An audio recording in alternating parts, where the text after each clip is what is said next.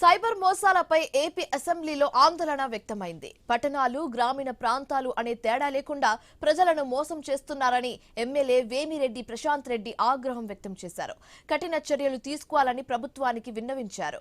Assembly ప్రశ్నోత్తరాల సమయంలో ఈ అంశాన్ని ప్రస్తావించారు ఎమ్మెల్యే వేమిరెడ్డి ప్రశాంత్ రెడ్డి.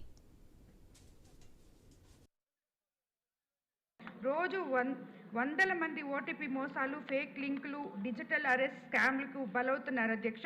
కష్టపడి సంపాదించిన డబ్బు నిమిషాల్లో మాయమైపోతుంది అధ్యక్ష. నెల్లూరు జిల్లా కోవూరులో నియోజకవర్గంలో మా నియోజకవర్గంలో గ్రామానికి చెందిన స్వయం సహాయక సంఘ మహిళకు పార్ట్ టైం జాబ్ పేరుతో ఒక మెసేజ్ వచ్చింది అధ్యక్ష. రోజుకు 2000 వస్తుందని చెప్పి చిన్న టాస్కులు చేయించారు. అలాగే తర్వాత కేవైసీ అప్డేట్ చేయాలని చెప్పి ఒక లింక్ పంపించారు అధ్యక్ష. ఆమె అమాయకంగా ఓటీపీ చెప్పగానే ఖాతాలో ఉన్న 2 లక్షలు నిమిషంలో మాయమైపోయాయి అధ్యక్ష. ఇది కేవలం ఒక మహిళ నష్టమే కాదు అధ్యక్ష, ఒక పేద కుటుంబానికి సంవత్సరాల తరబడి పొదుపు చేసుకున్న ఇది అయిపోయింది అధ్యక్ష. అలాగే మనకి ప్రభుత్వం చర్యలు తీసుకోవాలని చెప్పి మీ ద్వారా నేను మంత్రి గారు.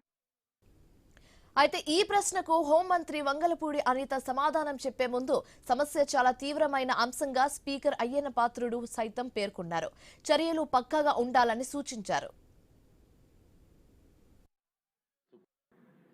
ఇష్యూ చాలా సీరియస్ ఇష్యూ అమ్మా.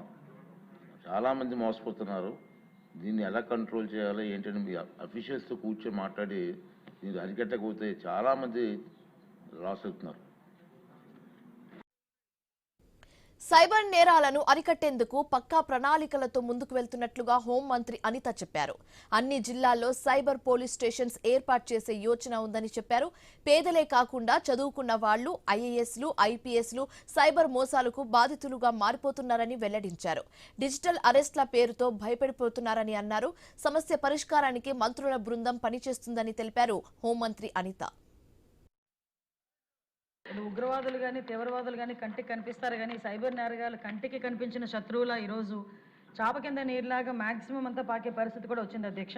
ఎక్కడైనా ఎటువంటి సైబర్ నేరాలు జరిగాయి అన్న ఇన్ఫర్మేషన్ వచ్చిన వెంటనే 1930 నెంబర్కి కనుక కాల్ చేస్తే ఇమీడియట్గా వాళ్ళు రెస్పాండ్ అయితే కనుక కొంతమేరకు మనం డ్యామేజ్ని, కొంతమేరకు మనం ఆ ధనాన్ని కూడా రికవరీ చేసుకునే పరిస్థితి ఉంటుంది. ఇప్పటికి మనం 2025లో అక్టోబర్ నెలని సైబర్ క్రైమ్ అవగాహన మంత్ కింద కూడా మనం ఏర్పాటు చేసి ప్రత్యేకంగా 1 మంత్ కూడా కార్యక్రమాలు ఏర్పాటు చేసుకున్నాం అధ్యక్ష.